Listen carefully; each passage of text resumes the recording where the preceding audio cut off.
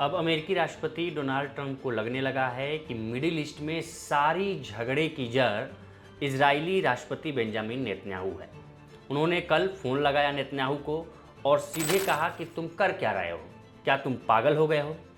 अब ये इतनी बड़ा गुस्सा जाहिर किया है डोनाल्ड ट्रंप ने नेतन्याहू पर, और यहाँ तक कह दिया कि मैंने तुम्हें जेल जाने से बचाया है, ये मत भूलो। और आज भी लोग तुम्हारी वजह से, पूरे इजराइल से, पूरी दुनिया में नफरत करने लगे हैं लोग इजराइल से, सिर्फ तुम्हारी वजह से। इतने कड़े शब्दों का इस्तेमाल डोनाल्ड ट्रंप ने पहली बार नेतन्याहू के लिए किया है, और ये सब फ़ोन कॉल पे हुआ।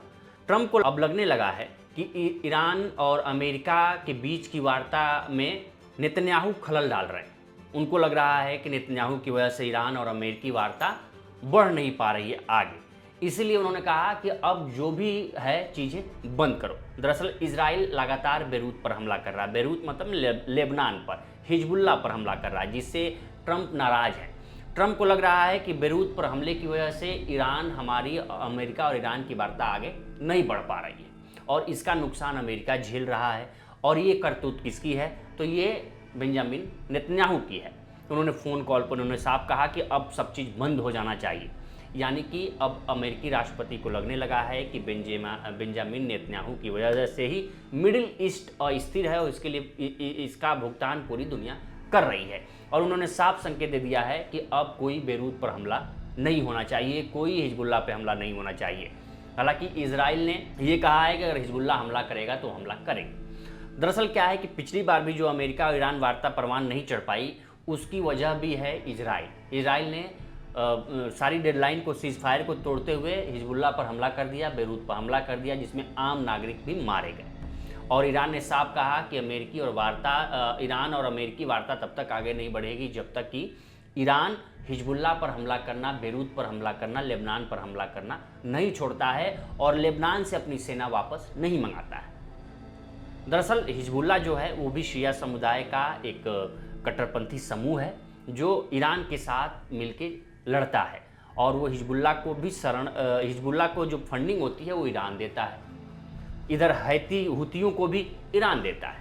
इसलिए अब ईरान चाह रहा है कि वो अमेरिका के साथ तभी समझौता करेगा जब चीज़ें स्थिर हो जाएंगी, यानी कि इजराइल अपनी सेना हटा ले लेबनान से। लेबनान के कुछ इलाकों में ये रिपोर्टें आ रही हैं कि लेबनान के दक्षिणी इलाके को प्रसार कर रहा है इजराइल, अपना हथिया रहा है, उसकी ज़मीन को हथिया रहा है, जिसके बाद से उसने कहा है ईरान ने कि ये वार्ता तभी अमेरिका के साथ आगे बढ़ेगी जब ईरान अपनी सेना हटा लेगा।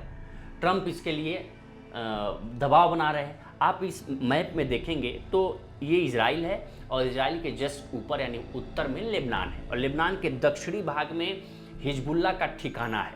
एक नदी बहती है, इस नदी के किनारे आर पार इधर इजराइल है और उधर हिजबुल्लाह है।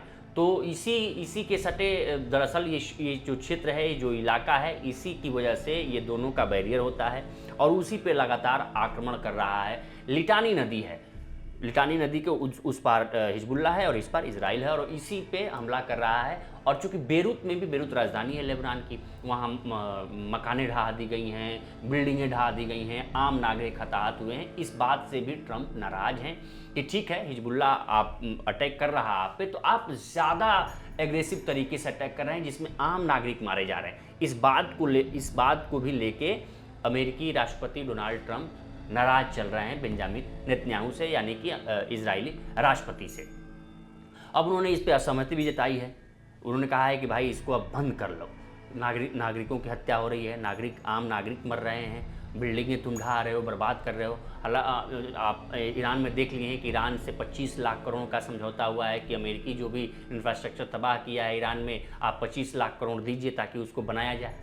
तो कहीं ऐसा ना हो कि अब अगले बार लेबनान को भी देना पड़े।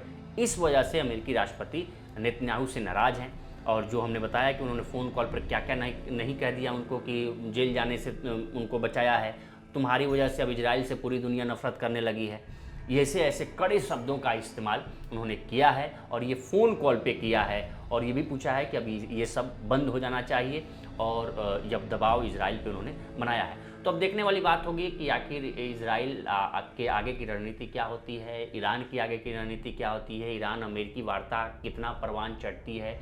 और क्योंकि ईरान ने एक और मांग रखी है कि अमेरिका आसपास के जितने क्षेत्र में अमेरिकी सैन्य ठिकाने हैं वो भी वापस लेना होगा और इजराइल को भी लेबनान से अपनी सेना वापस बुलानी होगी। तो इन बातचीत पे अब ट्रंप के इस फ़ोन कॉल के बाद इजराइल कितना अहमियत देता है, नेतन्याहू कितना अहमियत देते हैं, ये भी देखने वाली बात होगी। इस पर आपकी क्या राय है हमें कमेंट कर सेक्शन में जरूर बताएं। बाकी देश दुनिया की तमाम खबरों के लिए बने रहे लोकमत हिंदी के साथ। नमस्कार।